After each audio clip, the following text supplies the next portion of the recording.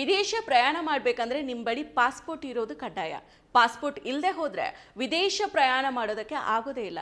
ಆದರೆ ಇತ್ತೀಚೆಗಷ್ಟೇ ಕೇಂದ್ರ ಸರ್ಕಾರ ಪಾಸ್ಪೋರ್ಟ್ ನಿಯಮಗಳನ್ನು ತಿದ್ದುಪಡಿ ಮಾಡಿ ಹೊಸ ಪಾಸ್ಪೋರ್ಟ್ಗೆ ಅರ್ಜಿದಾರರು ಈ ನವೀಕರಿಸಿದ ನಿಯಮಗಳನ್ನು ಪಾಲಿಸೋದು ಕಡ್ಡಾಯ ಅಂತ ಹೇಳಿದೆ.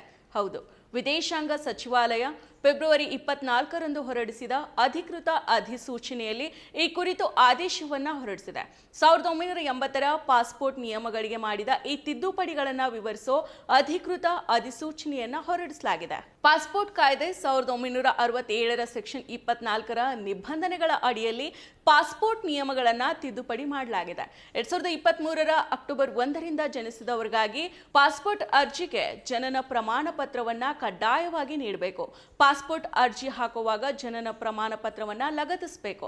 ಒಂದು ವೇಳೆ ಜನನ ಪ್ರಮಾಣ ಪತ್ರ ಇಲ್ಲದೇ ಇದ್ರೆ 2023 ಅಕ್ಟೋಬರ್ 1ರ ಬಳಿಕ ಜನಿಸಿದವರು ಪಾಸ್ಪೋರ್ಟ್ ಅನ್ನು ಪಡೆಯುವುದಕ್ಕೆ ಸಾಧ್ಯ ಇಲ್ಲ.